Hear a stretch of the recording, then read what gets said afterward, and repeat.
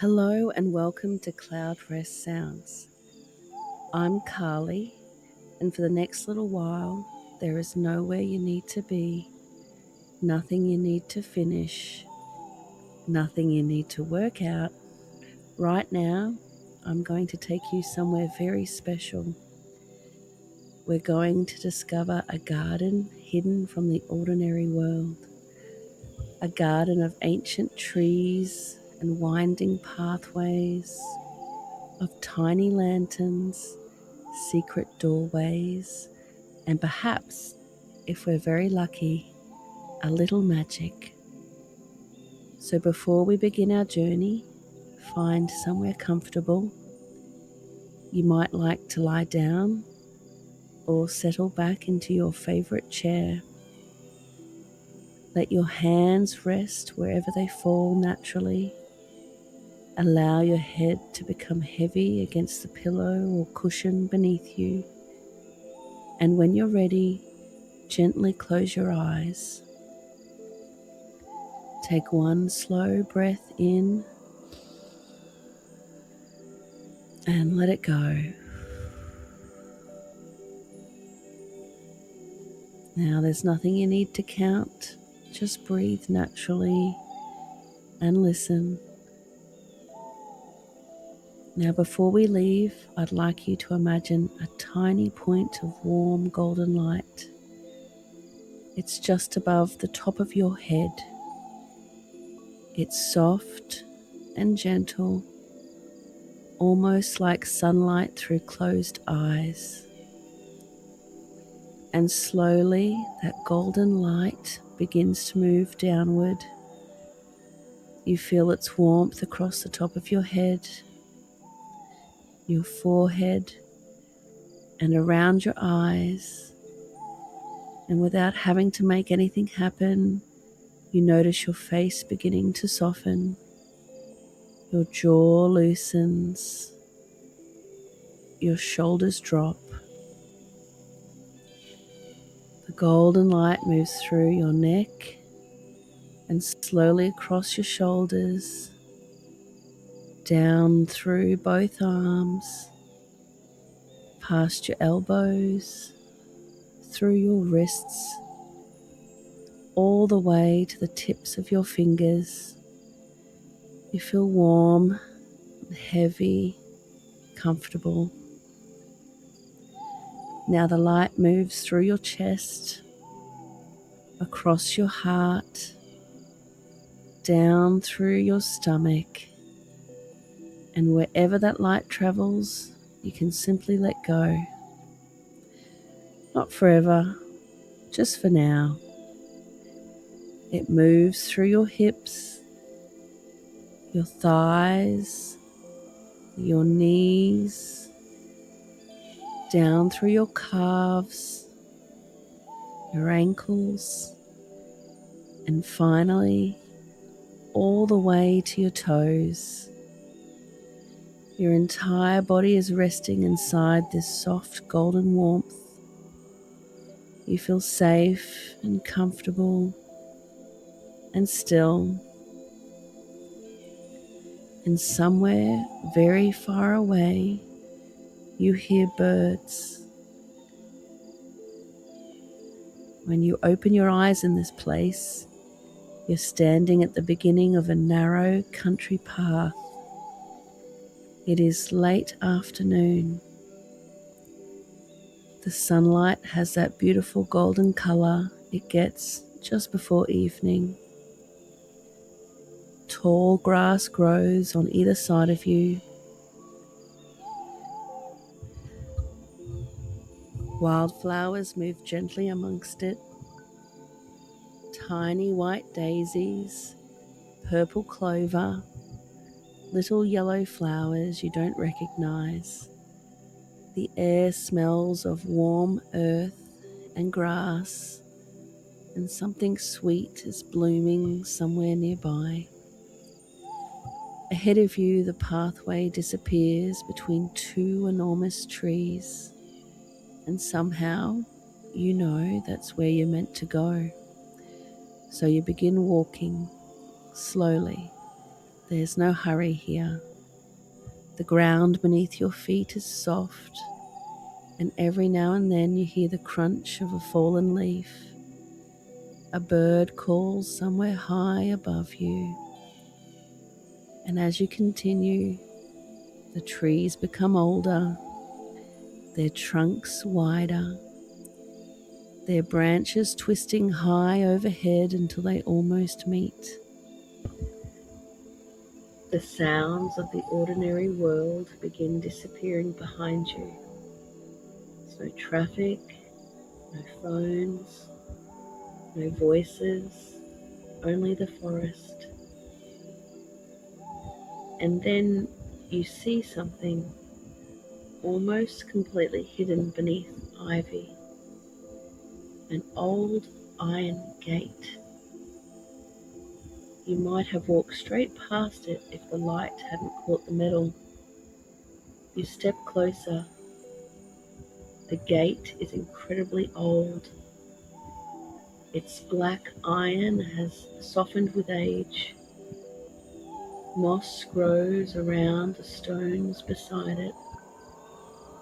Ivy has wrapped itself around almost every bar. And strangely, there doesn't seem to be a fence, only the gate, standing between two ancient stone pillars in the middle of the forest. You reach out and place your hand against the cool iron. For a moment, nothing happens. Then, click, the latch releases itself and the gate slowly opens. Beyond it is a garden. At first, you simply stand there because this garden is unlike anything you've ever seen before. Foxgloves grow almost as tall as you are. Ferns spill over the ancient stone walls. Roses climb into the branches of the trees, and moss covers everything in a soft green. A narrow stream winds between the flowers, crossed by tiny stone bridges. And everywhere, there are little points of golden light, not enough to illuminate the garden, just enough to make you wonder what they are. You step through the gate. Behind you, it closes quietly, but you don't feel trapped. Quite the opposite. It feels as though you finally arrived somewhere. You follow the path. Water trickles beside you. You pass enormous mushrooms growing beneath a tree, red ones and brown ones, tiny cream-colored ones clustered together in the moss. Then you notice something strange. At the base of an old oak tree, there's a door. A very, very small door. It's painted blue, and there's a brass handle no bigger than your fingernail. And a tiny pair of boots sits neatly beside it. And above the doorway, someone has hung a miniature lantern. You smile. Perhaps this garden isn't empty after all. A little further along, there's another sign. A washing line strung between two low branches, with tiny shirts and little dresses, and what appears to be a pair of socks smaller than your thumb. You keep walking, and now that you know what you're looking for, you begin to see them everywhere.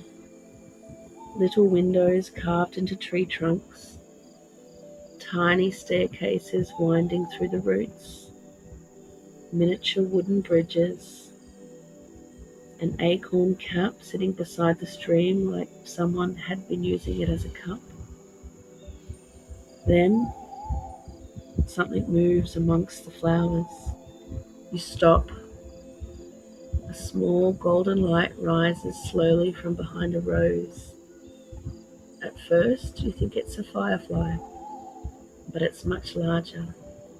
It moves towards you and stops, hovering, watching. And as your eyes adjust, you realize the light isn't floating by itself. There's someone inside it, tiny and winged and curious, a fairy. Neither of you says anything. You simply look at one another. Then the fairy turns and flies a few feet down the pathway and stops. Looks back, waits, so you take another step. The fairy moves again. Then you realize you're being invited to follow. The pathway becomes narrower. You duck beneath a branch covered in jasmine, step across a tiny wooden bridge, and emerge into a clearing. And there, hidden beneath the enormous trees, is an entire village. Tiny houses are built into roots and hollow trunks. Lanterns hang from branches on delicate strings. Little bridges connect platforms amongst the trees. Some homes have round windows glowing warmly from inside. Others have miniature gardens filled with herbs and flowers. Fairies move between them. Some carry baskets. Some tend plants. Some sit together beneath mushrooms. A tiny cart rolls past you carrying strawberries. Somewhere nearby, something smells wonderful. You follow the scent. There's a little bakery built inside the hollow of a tree. Its windows are fogged with warmth. One tiny wooden table outside with several blackberry pies are cooling. Each one of them could comfortably fit into the palm of your hand. A fairy dusted with flour looks up from the doorway, sees you, and waves. Nobody seems frightened that you're here. In fact, it almost feels as though they were expecting you. You continue through the village. Beside the stream, several fairies are placing tiny lanterns onto the water. One by one, they float away. Little golden lights travelling slowly downstream. You stand on the bridge and watch them disappear beneath the flowers. Further ahead, there's a market beneath a circle of enormous mushrooms. Tiny stalls display berries and herbs and flowers, little bottles filled with colourful liquids, smooth stones, feathers, and objects you can't quite identify. You hear a soft laughter, the chiming of something delicate, a trickle of water, and leaves moving high above you. It's busy here, but it's never noisy. Everything seems to move at the pace of the garden. Your little guide appears beside you, and this time they're holding something. They stretch out both hands, and resting in their palms is a seed. It's tiny and dark and ordinary, except for one thing. From somewhere inside it comes the faintest golden glow. The fairy offers it to you. You hold out your hand. The seed drops gently into your palm, warm, almost weightless. You look at the fairy, and somehow, without any words, you understand. This seed is yours. The fairy leads you away from the village. You follow another path,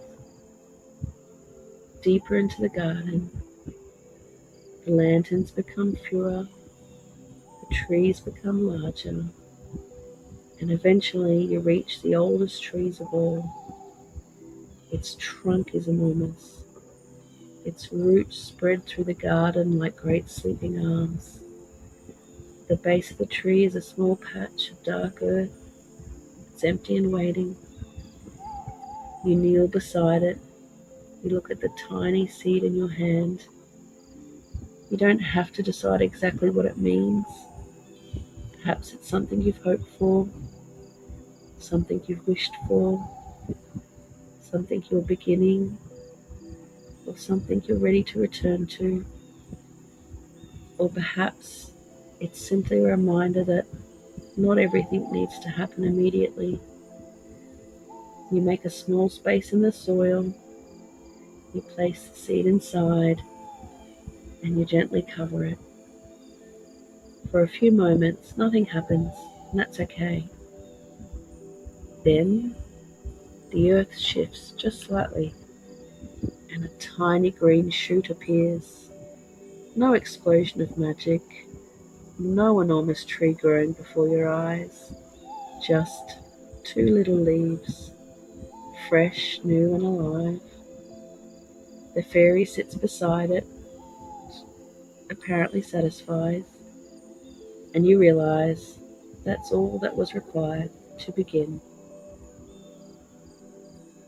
Now the light in the garden has changed. Evening has arrived. The sky between the branches is deep blue. One by one, tiny lanterns are appearing throughout the trees.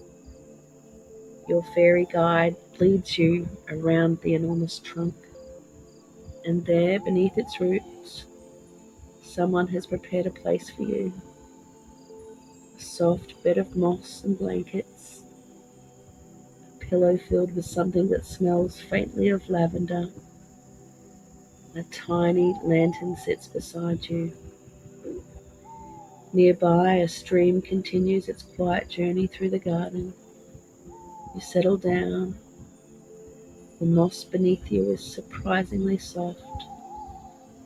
Above you, the ancient tree stretches into the night. And now you can see that the fairy village doesn't end at the ground. Hundreds of tiny homes are nestled amongst the branches. Windows glow. Little bridges cross between limbs. Lanterns sway. And somewhere high above, you hear faint laughter. A door closes. A tiny bell rings. Then the village begins settling for the night. Your fairy guide sits beside the little seedling for a moment longer, then looks towards you. They lift one tiny hand as if to say goodnight and disappear amongst the flowers. You look at the little green shoot, still there, still small, still beginning, and perhaps that's something comforting in that, because you don't need to know what the seed will become. You don't need to know how quickly it will grow. Right now, it is enough that you've planted it. The garden will look after it for a little while. The rain will come when it needs to. The roots beneath the earth already know what to do. And you can rest. Feel the warmth of that golden light still somewhere inside you. The same light that brought you here. Soft and quiet and steady. Listen to the stream, the leaves, the distant little sounds of the fairy village preparing for sleep. Nothing is asking anything of you here. Your eyes become heavier. The lantern beside you glows softly, and beneath the enormous ancient tree surrounded by flowers, water, hundreds of tiny lights. You allow yourself to become completely still. Whatever brings tomorrow can wait until tomorrow. Your little seed has been planted, and for now, that is enough. Sleep well, and whenever you're ready to visit again, the old gate will be waiting. Good night from Carly and Cloud Rest Sounds.